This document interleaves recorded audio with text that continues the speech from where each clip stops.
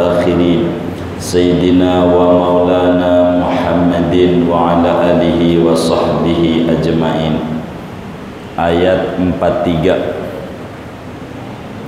Qala ta'ala wa in nasha' nughriquhum fala sarikha lahum wa lahum yunqadhun illa rahmatan minna wa mata'an ila hin. Wa in nasha' nughriquhum, dan jikalau kami menghendaki, niscaya kami menenggelamkan mereka. Fala sarikha lahum, maka tidak ada penolong bagi mereka. Walahum yunqadhun, dan tidaklah mereka itu diselamatkan. Aila mughisa lahum, yakni tidak ada yang menolong bagi mereka. Walahum yunjawna minal gharaq, dan tidaklah mereka itu diselamatkan dari karam.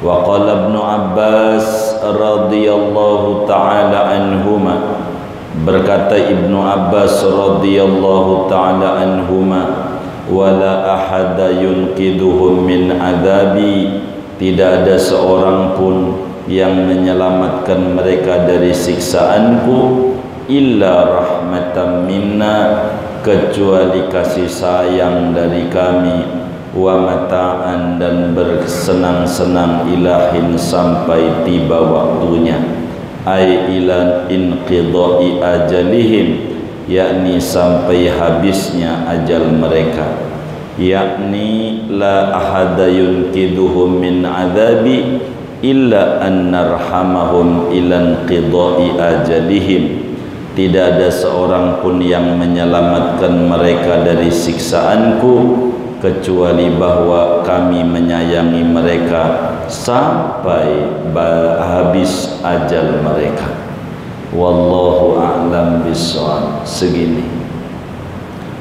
Saudara-saudara sekalian yang mulia, kita masih membahas tafsir surat Yasin, di mana Yasin disebut qalbul Quran. Surat Yasin itu adalah jantungnya Al-Quran. Disampaikan oleh Rasulullah sallallahu alaihi wasallam, man qara'a Yasin hina yusbihu u'tiya yusra yaumihi, siapa orang baca Yasin di pagi hari, Allah berikan beres urusannya sampai petang hari. Wa man qara'a Yasin hina yumsi u'tiya yusra yaumi lailihi, siapa yang baca Yasin malam hari, maka Allah kasih beres urusannya sampai pagi hari. Sebab Yasin, saudara, di dalamnya ada lafaz mubin, ada 7 ayat yang ditutup dengan mubin. Bila kita berdoa kepada Allah, manakala kita ketemu ayat yang ujungnya mubin, minta apa saja, yakin, hakul yakin Allah beri, tidak pakai lama.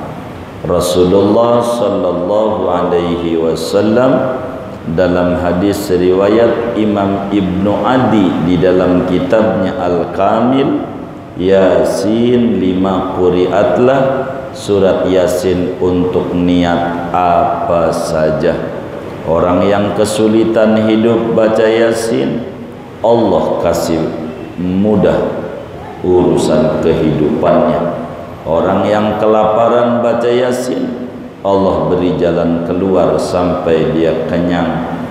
Begitulah seterusnya dari keagungan sir-sir yang ada pada surat Yasin. Malam ini kita akan memasuki ayat ke-43 dari 83 ayat. Masih 40 ayat lagi yang belum kita bedah. Allah berfirman, kata Allah, wa inna sya' nughriquhum fala sarikha lahum wa lahum yunqadhun illa rahmatan minna wa mata'an ilahi. Di antara kekuasaan Allah, perahu kapal laut bisa berjalan di lautan padahal muatannya banyak. Kapal udara bisa terbang padahal muatannya banyak. Itu semua karena kehebatan Allah Subhanahu wa ta'ala, karena kudrat dan iradatnya Allah. Kalaulah Allah tidak kirim angin, maka kapal udara juga bakal jatuh. Kalaulah Allah tidak kirim angin di lautan sehingga air laut enggak ada ombaknya, oleng, itu yang namanya kapal. Kata Allah, wa inna sya' nughriqhum. Kalau Allah mau, Allah bisa saja menenggelamkan itu kapal yang di lautan, jadi tenggelam. Kalau Allah mau, bisa aja kapal terbang itu enggak bisa terbang, jatuh, kecelakaan. Kalau sudah jatuh, maka tidak ada yang bisa nolongin, tidak ada yang bisa nyelamatin kalau Allah sudah mau. Kasus yang kemarin aja di Cianjur, gempa bentar doang, kayak begitu. Banyak musibah yang menimpa, rumah hancur, yang wafat banyak. Kita doain yang muslim moga menjadi syuhada di mata Allah, yang sakit cepat disembuhkan, yang rumahnya hancur dikasih jalan keluar untuk membetulkannya. Amin ya rabbal alamin. Allah itu punya sifat namanya iradat. Iradat itu menetapkan. Kalau Allah mau, kata Allah, yang naik kapal itu kami tenggelamkan, bisa. Tapi kenapa mereka tidak ditenggelamkan oleh Allah? Karena rahmat besar dari Allah Subhanahu wa ta'ala. Kenapa yang naik kapal terbang tidak jatuh? Karena ada rahmat dari Allah Subhanahu wa ta'ala, supaya manusia diberi kesenangan sampai batas ajal di mana kita ada di alam dunia ini. Itulah Allah Subhanahu wa ta'ala, Rahman Rahimnya, begitu peduli dan sayang kepada kita. Kalaulah tidak ada rahmat Allah, habislah kita. Begitu bumi goncang, lautan juga jadi menenggelamkan, angin juga udara jadi ambruk kapal. Itu selamat bukan karena hebat, tapi karena Allah yang hebat. Maka patutlah kita bersyukur kepada Allah, patutlah kudu kita ibadah sama Allah. Allah nyatakan illa rahmatan minna, kecuali ketika orang itu selamat dari bahaya karam, ketika orang itu selamat dari bahaya tidak jatuh pesawat terbang, itu dikarenakan ada rahmatan minna, ada rahmat Allah, ada sayangnya Allah sama kita, dan kita butuh sama rahmat Allah ini. Dan orang bisa masuk surga pun itu bukan karena ibadah, tapi karena rahmat Allah. Kita ngaji nih bukan karena kita, bukan karena kita sehat, bukan. Banyak yang jauh lebih sehat dari kita, banyak yang jauh lebih luas waktunya dari kita, tapi Allah tidak pilih dia, maka pilih kita. Ini bukan karena apa-apa, tapi karena rahmat besar dari Allah Subhanahu wa ta'ala. Kita diselamatin oleh Allah.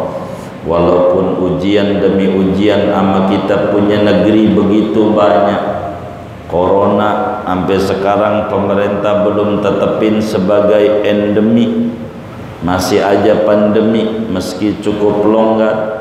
Tapi toh kalau mau jujur, kita masih hidup, kita masih sehat, kita masih makan, bahkan bukan sekali, 3 kali, bahkan belum termasuk mie ayam, bakso, batagor, siomay, tahu bulat, 500 rupiah digoreng dadakan, belum termasuk itu.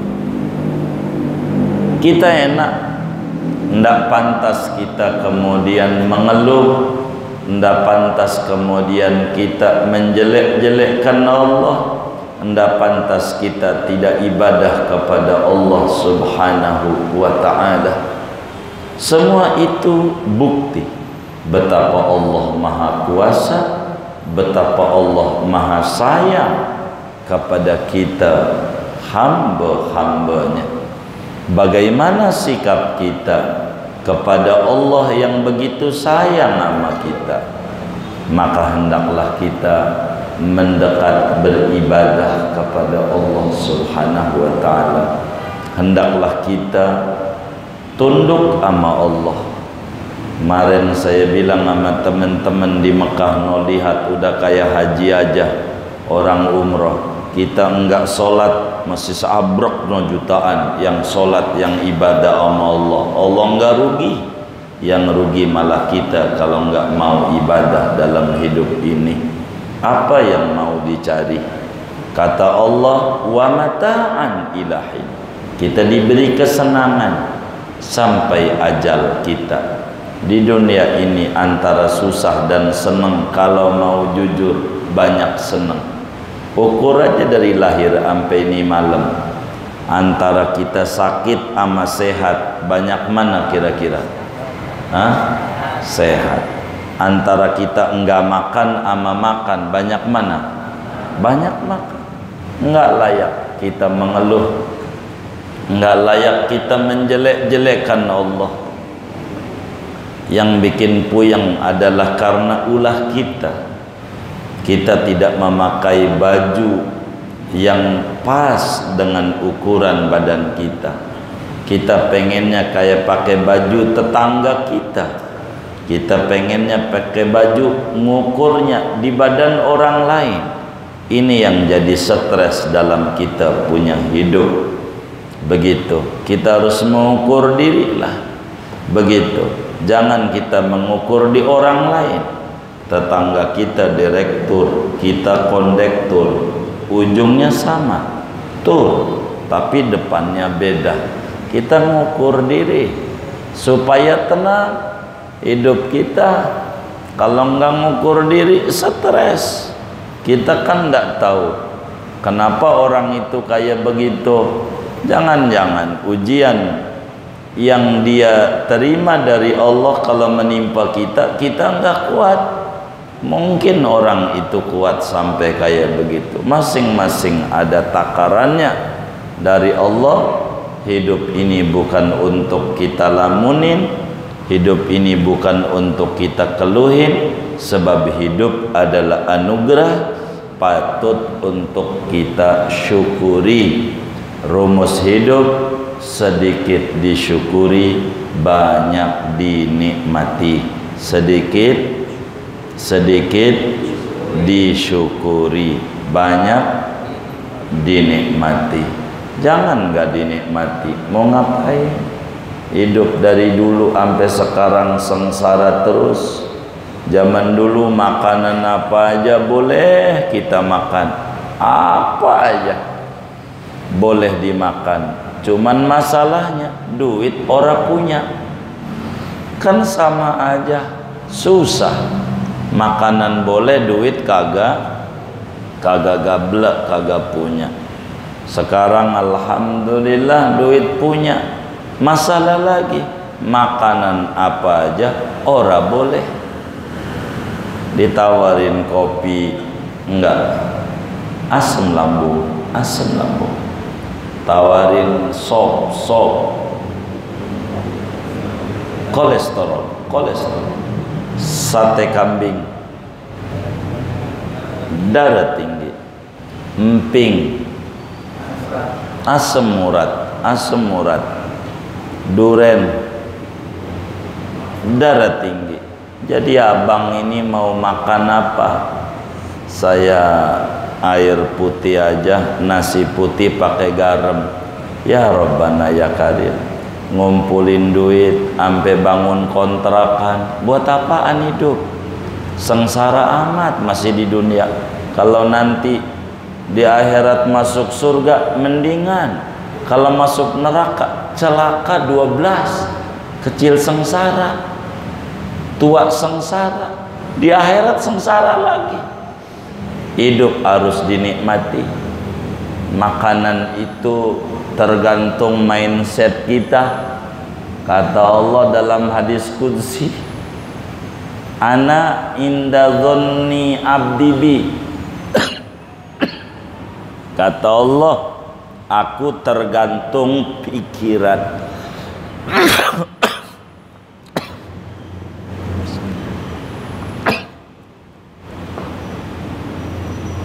Aku tergantung pikiran hambaku.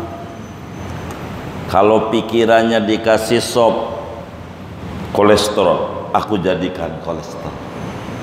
Kalau pikirannya obat, nggak mungkin Allah ciptakan jadi penyakit, mesti jadi obat. Makan jadi obat, tergantung pikiran kita. Sate kambing darah tinggi itu kalau habis sepaha, baru darah tinggi. Begitu timbang 1 biji 2 biji. Ya Allah, punya duit makan durian pakai ngumpet-ngumpet ke Kimia Farma, ngumpet sama anak, nggak enak sama anak. Ya Allah, duit dia susah amat, masih di dunia sengsara. Ya Rabbana ya Karim, bergantung sama rahmat Allah. Jangan dibikin susah. Hidup udah susah begitu. Jangan. Saya aja kalau ditawarin ngopi, Pak mau ngopi? Iya ngopi. Pahit apa manis? Hidup udah pahit. Oh kasih gula. Iya biar manis. Hidup udah pahit. Begitu. Jangan dibikin susah. Itu bilang kopi asam lambung. Ya dia asam lambung beneran. Masuk rumah sakit aja jom. Sengsara amat hidup. Dinikmati. Begitu. Yang pantang mati. Yang pantang tuh mati nggak? Mati juga. Yang nggak pantang sama aja. Semuanya wa mataan ilahin, dikasih kesenangan sama Allah. Jangan dibikin sengsara hidup. Dinikmati sedikit, banyak disyukuri. Jangan sedikit dikeluhin, banyak dikufurin. Nanti nggak bisa untuk syukur, sulit. Syukur aja hidup. Jangan dilamunin hidup. Jalan juga. Waktu kita habis, akhirnya mengerjakan yang tidak berfaedah. Allah bilang wa inna sya nughriqhum fala sarikha lahum wala hum yunqadhun illa rahmatan minna wa mata'an ilahi. Selamatnya kita dari gempa, dari karem, dari pesawat jatuh, itu karena ada rahmat, kasih sayang besar dari Allah Subhanahu wa Ta'ala kepada kita. Coba kalau dosa kita dimunculin di hidung kita, di wajah kita, satu solat yang ditinggalkan 1 bisul, sudah berapa bisul di wajah kita? Alangkah kita manusia bisul, tapi Allah punya rahmat besar buat kita. Wa mata'an, kita disuruh senang di dunia. Innama aujadaka rabbuka liyus'idak, sesungguhnya Tuhan hadirkan kau di jagat raya agar kau bahagia, bukan untuk sengsara. Jangan dibuat-buat begitu. Jangan, biasa aja hidup begitu. Jadi sengsara. Ya Allah, ayam aja ayam, anaknya 8, kecil-kecil, kantor buat kerja nggak punya, kantor ijazah nggak punya, kontrakan nggak punya, ayam anak banyak 8, mana lakinya si boy kagak ngurusin, nyari babon lagi, bisa ngegedein anak. Yakin ada rahmat Allah. Masa kita yang ngaji bingung kayaknya ama ayam, imannya mantepan ayam kayaknya begitu. Ayam aja mantep, masa kita nggak mantep? Cuman kadang di majelis tenang, turun aja dari masjid puyeng lagi. Ini berarti kagak nyangkut, ini ngaji kagak nyangkut, baterai tuh dicas nggak masuk setrumnya, lowbat namanya, lowbat. Begitu saudara. Illa rahmatan minna, melainkan bila kita dikasih selamat dari berbagai ujian-ujian kehidupan, itu karena ada rahmat dari Allah. Makin mendekatlah kita sama Allah. Beda Allah dengan kita. Kalau rumah kita jam 3 malam digedor-gedor, marah kita. Kalau Allah jam 3 malam digedor pintu rahmatnya, girang. Allah nyatakan yanzilu rabbuna fi sulusil lailil akhir, kata Nabi. Allah subhanahu wa ta'ala memaklumkan kalau udah jam 3 malam, hal min sa'ilin fa'u'tiyah, adakah yang meminta maka akan aku beri dia. Maka malamnya jangan ngorok. Kita hidup harus bahagia, bukan untuk sengsara. Wa mata'an ilahin, Allah berikan kita kesenangan sampai batas waktu ajal kita. Maka mumpung kita hidup, nikmati. Sebab hidup bukan beban yang harus kita pikul. Hidup bukan cobaan yang harus kita ratapi, tapi hidup adalah anugerah yang harus kita syukuri. Allah kasih hidup aja udah bagus, apalagi Allah kasih kita banyak nikmat-nikmat yang lain yang Allah berikan kepada kita, yang kalau bayar berapa kita bayar. Darah kita mengalir berapa kalau kita beli darah. Jantung kita sehat berapa kalau cangkok jantung. Mata kita melek berapa kalau glukoma, katarak dan seterusnya. Bukankah itu nikmat-nikmat dari Allah yang patut untuk kita syukuri? Bukankah itu ada rahmat besar dari Allah yang patut untuk kita puja-puji Allah? Rahmat minna, illa rahmatan minna, melainkan bila selamat itu ada rahmat dari Allah subhanahu wa ta'ala. Untuk apa? Wa mata'an ilahin, untuk kita bersenang-senang di dunia ini sampai batas yang ditentukan oleh Allah, ajal kita datang. Mumpung kita masih hidup, nikmati. Jangan pantang ama makanan, tapi pantanglah ama dosa. Kalau dosa pasti bahaya, makanan mah belum tentu bahaya, baru diduga doang. Diduga bahaya, belum tentu bahaya. Diduga, beda diduga dan pasti. Yang pasti bahaya dosa. Nasi uduk kalau dapat nyolong bahaya. Tapi kalau dapat beli, enggak, makan. Mumpung masih enak makan. Kalau udah sakit mau apa juga pahit. Jeruk pahit, duren pahit, apel pahit, pisang pahit. Itulah orang sakit. Tapi di rumah sakit jeruk habis, yang nungguin, yang ngabisin. Yang sakit ini mau kagak makan, bener nggak? Yang ngabisin siapa? Yang nungguin. Begitu, kok habis? Yang nungguin. Yang sakit mau pahit apa juga. Maka saudara, kalau jiwa kita sehat, hidup ini nikmat.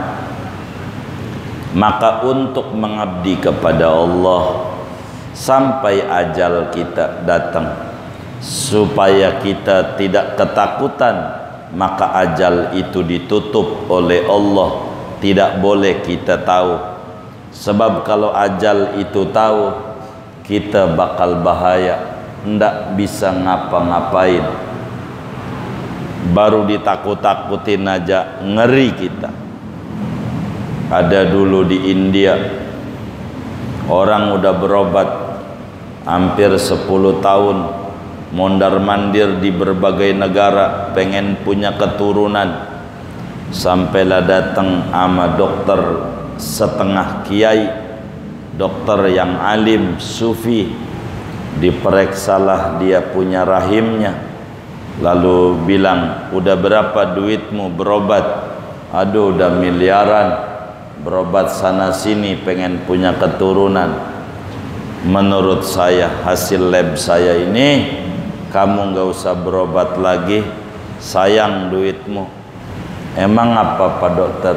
Sebab kamu ini 40 hari lagi mati.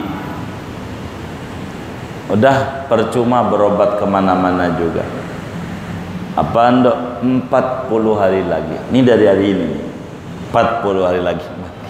Dah pulang, makan yang enak-enak. Boro-boro di rumah mikirin aja, udah lewat sehari 39 lagi, begitu besoknya lagi 38, ampe udah 30 hari, 10 hari lagi ditawarin makan udah geleng-geleng aja sama lakinya, ampe kurus 39 hari, sehari lagi gua mati, ibadah kagak, makan kagak, begitulah. Sampai 40 hari enggak mati, jangan-jangan salah hitung kata gitu. Begitu, baru 39. Sampai besok enggak mati juga.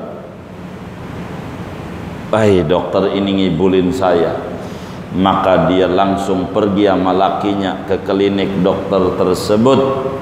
Lalu kemudian dia omel-omelin, kamu ini dokter malpraktek, kagak bener. Habis dokter dimaki-maki sama dia. Senyum aja tuh dokter, sampai dia capek ngomel-ngomelnya. Kata dokter, dah tiduran. Kata dokter, coba saya cek. Dah mulai hari ini rahim udah bagus. Dah nanti malam tidur sama laki lo, sebab nggak bisa cara, kamu ini sulit. Dibilanginnya pasti doyan makan mulu nih, jadi rahimmu ketutup sama lemak. Nggak ada cara buat saya ngurusin kamu kecuali ditakut-takutin mati. Maka kamu nggak makan-makan kan, itu dia jadi kurus.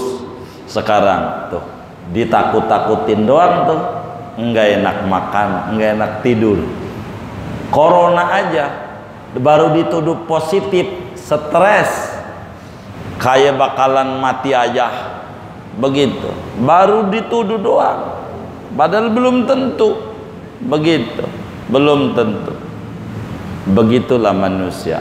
Maka karena itu ajal diumpetin oleh Allah agar supaya kita senang. Silakan kita hidup, nikmati keindahan alam dunia ini, nikmati oleh kita sebagai wujud syukur sama Allah Subhanahu wa taala. Ibadah yang benar. Kita selamat ini karena ada rahmat dari Allah, supaya hidup kita senang. Hidup jangan dibikin susah, sebab hidup adalah anugerah yang patut untuk kita syukuri. Sehingga konsep hidup muslim sedikit disyukuri, banyak dinikmati. Jangan kita banyak mengeluh, sebab itu tidak menguntungkan buat kesehatan kita. Kita harus bersyukur kepada Allah Subhanahu wa ta'ala. Kita disuruh mengabdi kepada Allah yang mengatur segalanya, Allah dengan Rahman dan Rahimnya. Maka Allah nyatakan illa rahmatan minna wa mata'an ilahi. Tidak ada seorang pun yang bisa nyelamatin dari azab Allah kecuali karena Allah beri rahmat kepada mereka sampai habis ajal kita. Berbeda-beda di dunia kontraknya. Ada yang 40 tahun, ada yang 50 tahun, ada yang 60 tahun, ada yang 70 tahun, berbeda-beda. Karena itu kita harus ibadah. Jangan nanti-nanti khawatir umur kita tidak lama, maka hidup kita harus bermanfaat, harus mendapatkan apa yang bisa diambil dari dunia ini untuk menjadi bekal kita menuju akhirat. Ad-dunya mazra'atul akhirah. Dunia ini adalah tempat bercocok tanam yang panennya kelak di akhirat. Berkarya saja, berbuat baik saja, ndak usah pikirin orang berbuat jahat. Sebab siapa nanam duren, insya Allah buahnya duren. Siapa nanam berenuk, sulit untuk bisa berbuah duren. Tanamlah kebaikan-kebaikan selama kita hidup, nanti buahnya juga akan muncul kebaikan-kebaikan. Wa may ya'mal mithqala dzarratin khairan yarah, wa may ya'mal mithqala dzarratin syarran yarah. Karena itu wa mata'an ilahin, Allah beri kita kesenangan tapi sebentar, tidak lama sampai ajal kita datang. Maka hidup ini nikmat dari Allah dan perlu dinikmati. Jangan banyak dikeluhin, sebab keluhan meski sedikit melegakan perasaan tapi tidak merubah keadaan. Orang mengeluh keadaannya begitu-begitu saja. Hidup ini harus nikmat, harus banyak bersyukur. Bila hari-hari kita penuh dengan yang enak di mata kita, ucapkan alhamdulillah ala kulli ni'mah. Bila hari-hari kita merasa kurang enak, ucapkan alhamdulillah ala kulli hal. Alhamdulillah ala kulli hal. Orang Cipulir dagang untung, alhamdulillah ala kulli nikmah. Dagang merugi, alhamdulillah ala kulli hal. Orang sehat, alhamdulillah ala kulli ni'mah. Sakit, alhamdulillah ala kulli hal. Punya keturunan, alhamdulillah ala kulli ni'mah. Enggak punya keturunan, alhamdulillah ala kulli hal. Maka hidup jangan lepas dari alhamdulillah, sebab hidup adalah anugerah dari Allah yang patut untuk kita bersyukur, bukan untuk kita kufuri, bukan untuk kita keluhin. Orang mengeluh hidupnya tidak bakalan bahagia karena membandingkan kehidupannya dengan yang lebih tinggi dari dirinya. Akibatnya menjadi stres adanya. Padahal illa rahmatan minna wa mata'an ilahi. Ada rahmat besar dari Allah supaya kita senang di dunia, supaya kita bahagia di dunia. Jangan jauh-jauh dari Allah. Hendaklah kita ibadah yang benar kepada Allah Subhanahu wa ta'ala. Kalaulah kita pandai bersyukur, Allah sudah janji la azidannakum. Allah tambahkan nikmat-nikmat yang belum ada karena kita telah mensyukuri yang ada. Tapi kalau kita memunculkan keluhan, nikmat yang begitu banyak yang Allah berikan nama kita seakan-akan runtuh, tidak ada sama sekali kebaikan Allah, dan itu akan menjadi kerugian besar dalam hidup dan kehidupan kita. Mudah-mudahan ngaji tafsir surat Yasin, hidup kita makin berkah, rezeki kita berkah, usaha-usaha kita berkah, keluarga kita berkah, anak keturunan kita berkah, ilmu kita berkah, umur kita berkah. Allah Subhanahu wa ta'ala beri kita semuanya barakah dunia dan barakah Amin ya rabbal alamin. Bisirril Fatihah.